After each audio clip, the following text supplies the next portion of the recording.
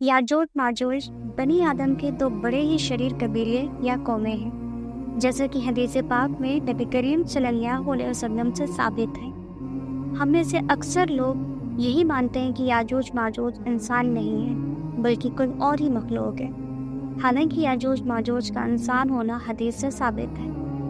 ये लोग ज़ुल्करनैन के ज़माने में फसाद या लड़ाई झगड़े करने वाली कौम के सूरत में सामने आ उनके पड़ोसियों ने ज़ुल्करनैन से मुतालबा किया कि वो उनके और याजूज माजूज के दरमियान एक मजबूत दीवार बना दें ताकि वो इनके शर से महफूज रह सकें और वो लोग ज़मीन में फसाद न कर सकें। तो ज़ुल्करनैन ने दीवार बना दी।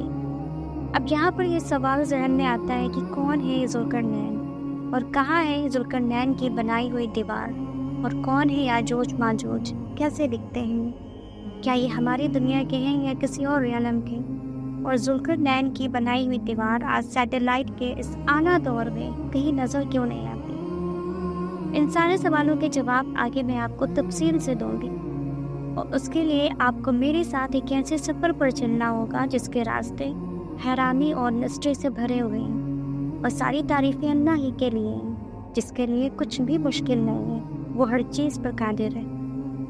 तो सबसे पहले हम उस दीवार का किस्सा जान लेते हैं अल्लाह की किताब कुरान मजीद से। अल्लाह ताला ने अपनी मुकद्दस किताब कुरान मजीद में एक नेक बादशाह का किस्सा बयान करते हुए फरमाया है, फिर वो पीछे लगा एक और राह के, हत्ता कि जब वो दो दीवारों के दरमियान पहुंचा, उसने उन दोनों के इस तरफ एक कौम पाई जो करीब ना था कि कोई बात समझे।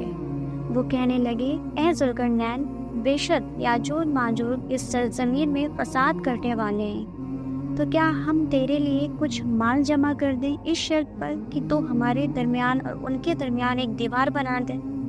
उसने कहा, मेरे रब ने मुझे इसमें जो कुदरत दी है वो बहुत बेहतर है, चुनांचे तुम मेरे लिए इफरादी कुव्वत से मदद करो, मैं तुम्हारे और इनके दरमियान एक मजबूत बंध बना दूंगा। तुम मुझे लोहे के तख्ते लाओ। हत्ता कि जब उसने दोनों पहाड़ों के दरमियान खला को बराबर कर दिया तो कहा, अब इसमें धोको। हत्ता कि जब उसने उसे आग जैसा बना दिया तो कहा, मेरे पास पिघला हुआ तांबा लाओ कि इस पर डाल दो। फिर वो यानी याजूज माजूज इस्तात न रखते थे कि इस पर चढ़ जाएं, और वो इस्तात न रखते थे कि इस पर नकब लगाएं। तो ये था एक बहुत खूबसूरत और अकल को हैरान कर देने वाला वो किस्सा जो सूरह कहफ में मौजूद है। अब यहाँ पर आपका इंतज़ार ख़त्म होता है और अब हम बात करने वाले हैं अपने पहले सवाल के बारे में, कौन थे ज़ुल्करनैन। लेकिन इससे पहले मैं आपको सिकंदर आज़म यानी अलेक्जेंडर के बारे में कुछ ऐसा बताना चाहती हूँ जो पहले आपने नहीं सुना होगा, और ये सुनने के बाद आप कहेंगे कि अलेक्जेंडर ही ज़ुल्करनैन था। जब अलेक्जेंडर द ग्रेट ने अपनी फतूहात का सिलसिला शुरू किया, उसमें इजिप्ट, पर्शियन और सेंट्रल एशिया तक अपना एम्पायर बनाया। इजिप्ट में उसकी मुलाकात हुई ऑरेकल ऑफ अमून से, जो प्राचीन यानी एशियन टेम्पल था सिबा ओएसिस में। यहाँ लोग मानते थे कि अमून एक राम हॉर्न यानी भेड़ की सींगों वाला देवता है। सिबा ओएसिस में ऑरेकल ने अलेक्जेंडर को अमून का बेटा कहा, और इससे ये फैल गया कि अलेक्जेंडर एक डिवाइन रूलर है यानी खुदा का भेजा हुआ बादशाह है। और इस कनेक्शन को दिखाने के लिए उसके नाम के सिक्कों पर अलेक्जेंडर का चेहरा बनाया गया भेड़ की सींगों के साथ, जो अमून देवता की निशानी थी।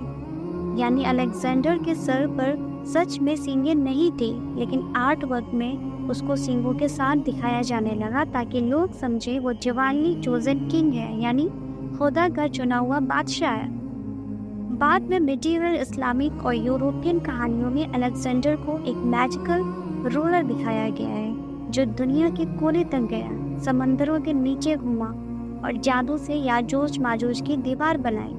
और आर्ट में अक्सर उसके हेलमेट या क्राउन के दोनों साइड पे कर्ड हॉर्न बनाया जाता है, जो ज़ुल्करनैन की इमेज को और मजबूत बनाते हैं। अब कुरान में ज़ुल्करनैन का मतलब होता है दो सींगों वाला। कुछ मशहूर मुफस्सिरीन जैसे ابن کثیر الطبری نے کہا ہے کہ الیگزینڈر کی تصویروں میں 2 سینگیں ہوتی تھی، اس لیے کچھ لوگ سمجھنے لگے کہ ذوالقرنین وہی ہے، لیکن اسلامک اسکالرز کا کہنا ہے کہ الیگزینڈر ذوالقرنین نہیں تھا، کیونکہ الیگزینڈر مشرک تھا، یعنی کئی خداؤں کا ماننے والا تھا، اور اس کا زمانہ ذوالقرنین سے 2000 سے کچھ زیادہ برس بعد کا ہے، واللہ عالم۔ جبکہ ذوالقرنین ایک خدا کو ماننے والے مومن اور عادل بادشاہ تھے۔ اللہ تعالیٰ نے ان کا قصہ سورہ کہف میں بیان کرتے ہوئے فرمایا ہے کہ ذوالقرنین نے پوری زمین کا سفر کیا۔ اب یہاں پر سورہ کہف کی 2 آیتوں کا ترجمہ بتانے جا رہی ہوں، 97 اور 92۔ یعنی وہ مشرق اور مغرب کے درمیان ایک اور راستے پر چلے جو اسے بلند پہاڑوں والے شمالی علاقے میں لے گئے، یہاں تک کہ وہ ایک ایسے علاقے میں پہنچا جو ترکوں کے سرزمین میں ارمینیا اور آذربائیجان کی سرحد کے قریب واقع تھا۔ اور اس آیت کے بارے میں ابن کثیر لکھتے ہیں کہ وہ پہاڑ ان کے درمیان کھلی جگہ تھی جہاں سے یاجوج ماجوج نکل کر آتے تھے، وہ ترکوں کے علاقے میں فساد انگیزی کرتے تھے۔ آپ میں سے موسٹلی لوگ ابن کثیر کو جانتے ہی ہوں گے، لیکن جو نہیں جانتے ان کے لیے میں ان کا چھوٹا سا تعارف کرا دیتی ہوں، کیونکہ میں نے پہلے بھی ابن کثیر کا حوالہ دیا ہے، تو تھوڑے سے بات ان کے بارے میں کر لیتے ہیں کہ ابن کثیر ایک مشہور اسلامک اسکالر کا نام ہے جو تاریخ، تفسیر اور حدیث کے معاملات میں بہت مقبول اور معتبر شناخت رکھتے ہیں۔ ان کا اصل نام ہے امام اسماعیل ابن عمر ابن کثیر، اور یہ شیخ الاسلام ابن تیمیہ کے شاگرد بھی رہے ہیں۔ ان کی 2 کتابیں بہت مشہور اور مقبول ہیں۔ ہر وہ شخص جو تفسیر قرآن اور اسلامک ہسٹری میں دلچسپی رکھتا ہے اس کے لیے تفسیر ابن کثیر اور البدایہ والنہایہ کتابیں لازمی ہیں۔ اسلامک اسکولز، مدارس اور یونیورسٹی میں ان کا کام سلیبس کا حصہ ہے۔ اب ہم واپس اپنے ٹاپک کی طرف آتے ہیں۔ جب ان ترکوں نے ذوالقرنین کے پاس قوت دیکھی تو انہوں نے اندازہ لگا لیا کہ ایک بادشاہ صاحب اختیار ہے، باصلاحیت ہے۔ انہوں نے اس سے درخواست کی کہ وہ ان کے اور یاجوج ماجوج کے درمیان اس راستے کو بند کر دے اور اس کے لیے ایک دیوار کھڑی کر دے تاکہ وہ ان پر حملہ نہ کر سکے۔ اس کے عوض ترکوں نے ذوالقرنین کو مال کی یعنی پیسے کی خرچے کی پیشکش بھی کی، لیکن اس نیک بادشاہ نے بغیر کسی مال اور معاوضے کے صرف بھلائی کے طور پر اللہ سے اجر اور ثواب لینے کے لیے دیوار بنانے کا فیصلہ کیا، اور وہ اس نتیجے پر پہنچے کہ اس مسئلے کا آسان ترین حل یہ ہے کہ دونوں پہاڑوں کے درمیان ایک گزرگاہ کو ایک مضبوط دیوار کے ساتھ بند کر دیا جائے۔ چنانچہ اس نے ترکوں سے کہا کہ وہ افرادی قوت سے ان کی مدد کرے۔ بادشاہ نے لوہے کے بڑے بڑے ٹکڑے یعنی آئرن شیٹس دونوں پہاڑوں کے درمیان ترتیب سے کھڑی کر دیے، اور پھر اس نے کہا دھوکیوں سے یعنی کہ پھونک سے اس پر آگ جلاؤ۔ یعنی جب وہ چادریں شدت حرارت سے آگ کی طرح سرخ ہو گئی تو اس نے کہا اب مجھے پگھلے ہوئے تانبے لا کر دو تاکہ میں اسے ان چادروں پر ڈال دوں۔ اس سے لوہے کے ٹکڑے آپس میں مضبوطی سے ایک دوسرے سے جڑ گئے اور ایک سخت پہاڑ کی طرح ناقابل تصویر بن گئے، اور اس پہاڑ جیسی سخت اور اونچی دیوار کی بلندی کی وجہ سے یاجوج ماجوج کا اس پر چڑھنا اور اوپر سے جھانکنا ناممکن ہو گیا، اور دیوار کی مضبوطی اور موٹائی کی وجہ سے نیچے سے کھودنا اور سوراخ کرنا بھی ان کے لیے ممکن نہیں تھا۔